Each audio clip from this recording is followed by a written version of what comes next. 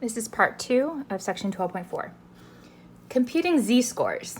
A z-score describes how many standard deviations a data item in a normal distribution lies above or below the mean. The z-score can be obtained by using this formula. The z-score is the data item minus the mean divided by the standard deviation. Data items above the mean have positive z-scores. Data items below the mean have negative z-scores. The z-score for the mean is 0. So let's just do some calculations here. A set of data items is normally distributed with a mean of 60 and a standard deviation of 8. Convert each data item into a z-score. So we take the data item and subtract the mean. So 92 minus 60. And they divide by the standard deviation, which is 8. If you do these calculations, you get 4. So the z-score here is 4.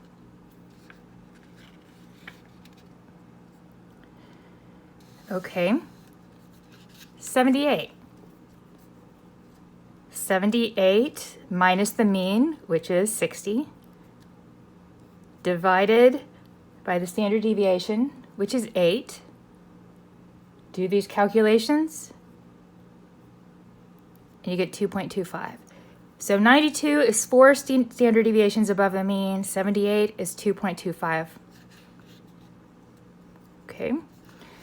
Now 40 is definitely smaller than the mean, so I should get negative answers on this one.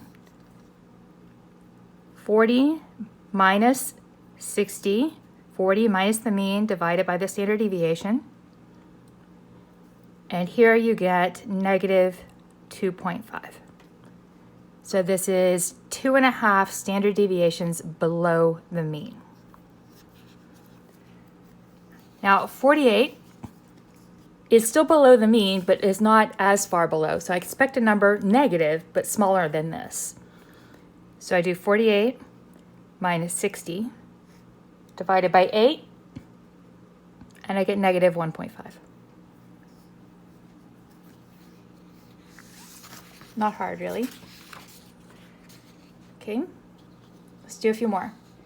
Scores on a dental anxiety scale range from 0, which is no anxiety, to 20, which is extreme anxiety. The scores are normally distributed with a mean of 11 and a standard deviation of 4. Find the z-score for the given score on this dental anxiety scale. All right, 18.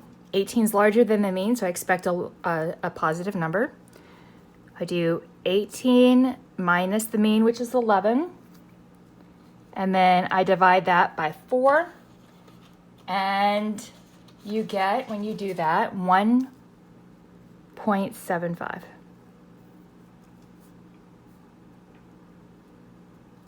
Okay, 12, which is above the mean, but not all that much. So I expect a small positive number, or smaller definitely than this. 12 minus 11 over 4, well, that's 1/4, so this is 0.25.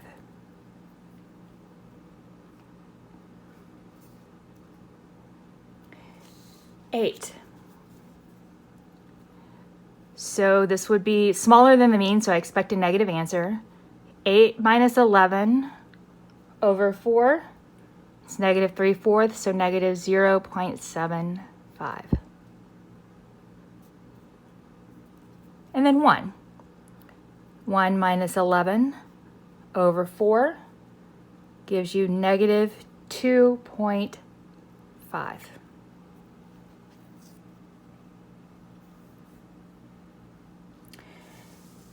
Okay. Intelligence quotients on the Stanford-Binet intelligence test are normally distributed with a mean of 100 and a standard deviation of 16.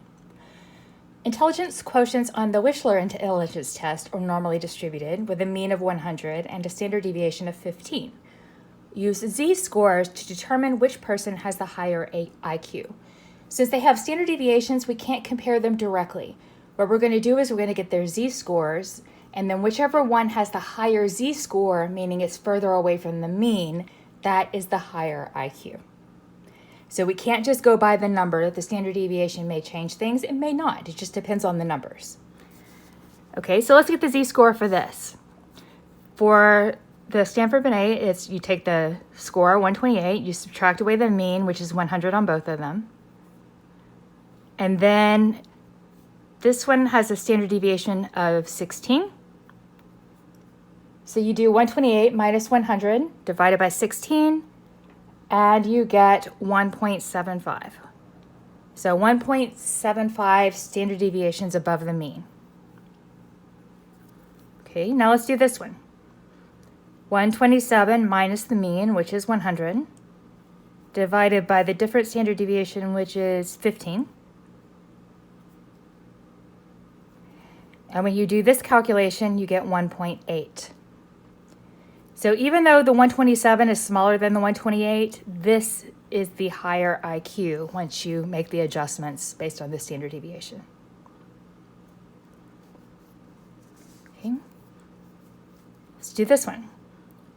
150 minus 100 divided by 16. This gives you 3.125. 148 minus 100 divided by 15. And in this case, you get 3.2.